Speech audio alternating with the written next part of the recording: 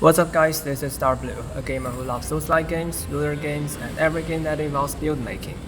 There are many weapons, skills, and spells alike in Elden Ring. Of course, a few of them are very strong, but this doesn't mean the others cannot get you beat the game. In fact, you can turn any gear you like into capable builds, thus giving you a unique experience, as no one else in the world uses the same combination of gears as you. In this video, I will be showing you how to practically compose builds based on any carry gears you like. Don't forget to like and subscribe. Now let's dive right into it. When composing the build, you will want to focus on 3 abilities that a build should possess. At the first place, a build should deal high damage, so that you can finish combat within shorter time, before enemies can perform any dangerous moves. But it's not always easy to achieve such high damage output, leading to the role of stun ability. Even if your enemies are still alive, keeping them stunned can also make the combat more controllable. When this is infeasible too, you have to deal with the interaction with enemies, which is the third ability. Damage and stun are the 2 basic abilities that you need to pay attention to, but the interaction ability is a more advanced topic. On one hand, it's harder to learn, requiring both knowledge and time spent in observation and experiments. On the other, it's not really necessary if your goal is only to beat the game. Nevertheless, mastering interaction can indeed give you better experience and more fun. Considering this, I decided to talk about only damage and stun abilities in this video, and leave the discussion on interaction ability in the next advanced video. So let's start with the damage ability, with our goal being achieving as high damage output as possible. Of course, it can be done without looking at the damage calculation formula, but I'll take a more practical and utilitarian approach, so you don't have to worry. First, look at the 3 leftmost terms: basic attack, scaling factor, and stat factor. They have one thing in common: their effects are directly reflected on the numbers you can see in the weapon tab. The values before the plus sign are the basic attack term. These letters corresponding to different character stats are scaling factors. The 2 terms can be increased by upgrading weapons or altered by changing weapon affinity. And you know, you can increase weapon attack by increasing some character stats, right? So that's increasing the stat factors. The combined effects of scaling and stat factors are shown as the values after the plus sign. Since the direct effects are visually reflected on weapon tabs, you can exploit the 3 terms in a simple way. First, decide how you level up your character stats based on what sombering weapons you wish to use. Then, choose the right affinity for your regular weapons to synergize with your stats. That's how you can combine multiple weapons you like together in the same build. Now suppose the total attack of your weapon is determined and won't change anymore. In this situation, however, you still deal different damage with light and heavy attacks. Why is this happening? It's a 4th term, motion value, playing its role. For example, the 2-handed light attack of Knight's Great Sword has actually 102% of the attack value shown in its weapon tab, while its 2-handed heavy attack has 130% of it. That's why the damage of the 2 moves are different. Similarly, you can charge some spells to deal more damage, which is also achieved by increasing motion values. Naturally, you want to choose the attacks with higher motion values, and know that the attacks of a weapon are not restricted to its basic moves, as you can also use skills. So, do skills comply with the same motion value rule? Some skills do, but the others, which are the so-called bullet skills, follow a different rule. When using bullet skills, you can think that you are temporarily wielding a virtual weapon, which has the same upgradation level and affinity type as the real weapon, but independent basic attack and scaling factor values. The attacks of bullet skills are based on this virtual weapon instead of the actual one. With the basic rules now clarified, the only problem left is how to actually know the motion values of different attacks. Don't worry, I give you 3 links below this video where you can look up such data. Thus far, we are talking about attack, which is basically wielding weapons against the air. In the following section, our attacks will actually land on enemies and deal damage. To become damage, attack needs to go through 2 reduction processes: damage negation and defense. Damage negation is quite plain. Call out your character tab and you can see your damage negation values shown here, and enemies have the same attribute. As you can see, the negation for different damage types are usually not the same, which leads to the relative weaknesses and strengths. And consequently, it's advised to choose the weakness damage type, or at least don't choose the strength type. Can you easily change your damage type? Of course yes. For example, a strength character can use fire affinity to deal fire damage instead of physical damage, and a dex character can use lightning affinity. For a sorcerer, it's also possible to use fire or physical spells instead of the more conventional magic spells. Compared to the plain damage negation, the reduction of defense is more dynamic.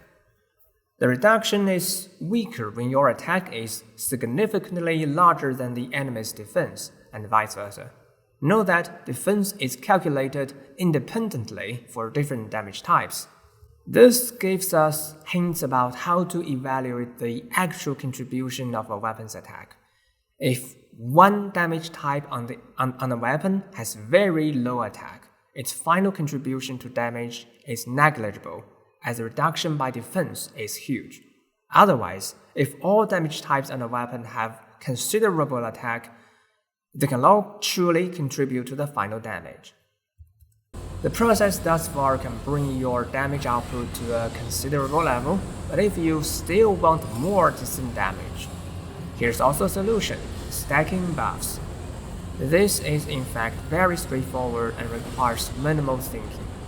You need to know 2 facts. First, most buffs only apply to a specific way of combat, such as Axe Talisman for charge attack and Claw Talisman for jump attack. This means that you can rule out many buffs according to what combat style you intend to use. And second, the temporary buffs are divided into several groups, where buffs from the same group cannot activate at the same time. Combine the 2 rules together and you can conclude the optimal buff choices for your build. For more detailed information of buff effects and what groups they belong to, check the 3rd link below. So that's the end of the discussion on damage ability. Let's have a practical recap. To get higher damage output, you can follow the 4 steps. Get higher attack displayed on weapon tabs through character stats and weapon affinity. Then choose attacks with higher motion values by looking up the tables. Next, you can check the weakness damage type of your enemy and exploit it. Finally, you can stack buffs for even higher damage. Additionally, the rule of defense gives you clues of more accurately evaluating the contribution of a weapon's attack. Now it's time for the second ability: stunning enemies when you cannot one-tap kill them. There are 3 major mechanics in Elden Ring that govern the stagger and stun behaviors, which will all be introduced next. The most well-known one of the 3 is stuns. Imagine that there's a hidden stuns bar, just like the health bar of each enemy. Your attack damages this stuns bar, and when it's finally emptied, the enemy will be staggered and leave you a chance of performing fatal attack. You might want to know the exact values of your stuns damage and how much stuns each enemy has. Both can be found in the 2 links I mentioned before. In addition, the difference between regular and bullet skills also apply to stuns damage values.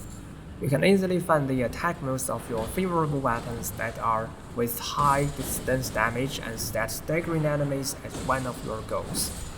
But compared to such details, I think it's more important to understand the overall picture of the stuns mechanic.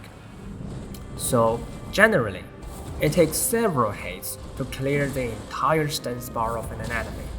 Furthermore, in New Game Plus modes, the stuns of enemies will further increase, making such staggers even harder to achieve.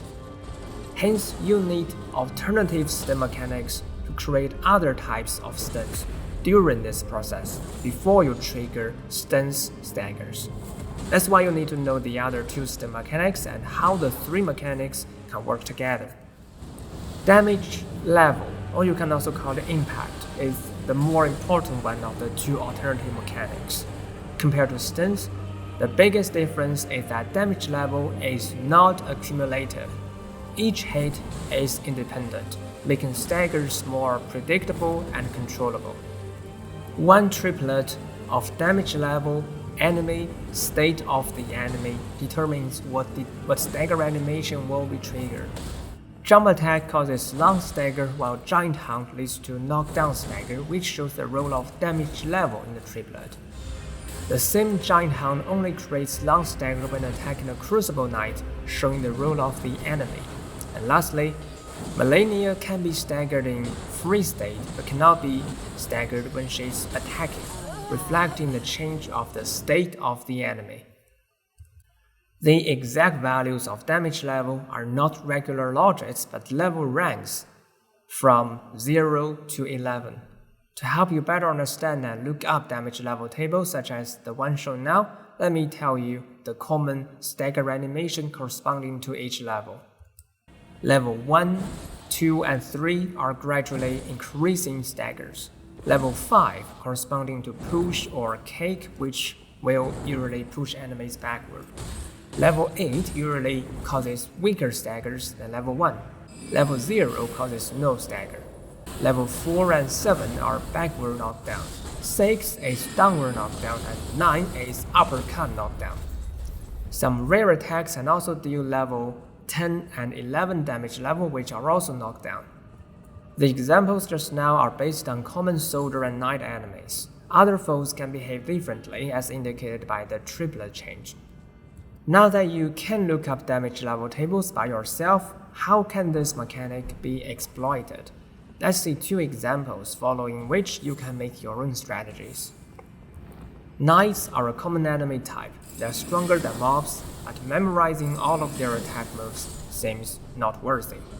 So putting them into stagger can be a good and balanced solution.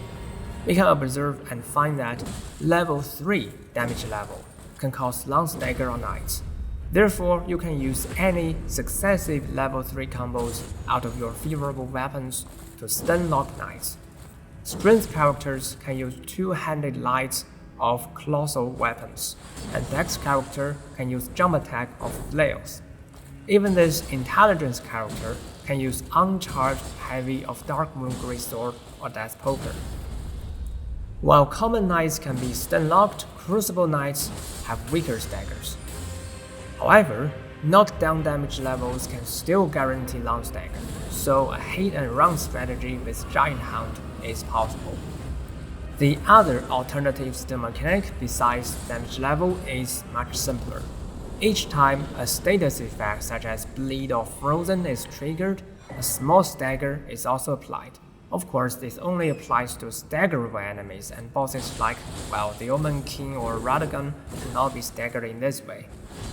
Compared to damage level, status effect stagger focuses on interruptibility. Such staggers can interrupt many attacks, but the entire stagger animation is short.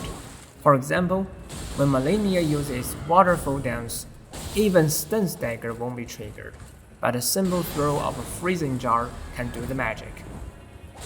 Now with the 3 stun mechanics explained, how can we combine them together? Stun stagger is the final goal, which takes some time to achieve. Before the stance is eventually cleared, you can make use of damage level and status effect as more accessible and cheaper stuns. In summary, the core concept I want to convey by this video is that you can play freely whatever gear you like in Elden Ring. And to turn any gear you like into powerful builds that can beat the game, you need damage ability and stun ability. Of course, there's a third ability, interaction. If one day you want to even control how enemies attack, please check out my next video about interaction. If you like my story or want to join me into depth of games, remember to like and subscribe. Thanks for watching, see you around.